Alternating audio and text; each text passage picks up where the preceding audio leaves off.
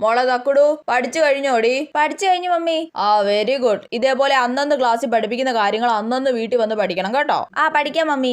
തക്കുടു മോളെ പല്ല് തേച്ചോടി? തേച്ചു മമ്മി. ആ ഗുഡ് ഗേൾ. എന്നും രാത്രി കിടക്കുന്നതിന് മുന്നേ ഇതുപോലെ പല്ല് തേച്ചിട്ട് കിടക്കണം കേട്ടോ. ആ തേക്കാം മമ്മി.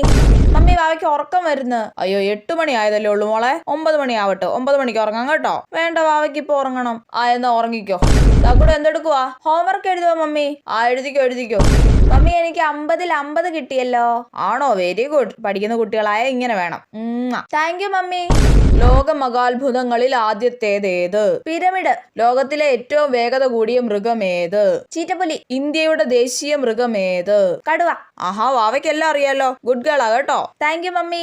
മമ്മി ഞാൻ കഥ വായിക്കുവാ. വാ മോളെ ചോറ് കഴിച്ചിട്ട് വന്നിട്ട് വായിക്കാം. ആ ഓക്കെ.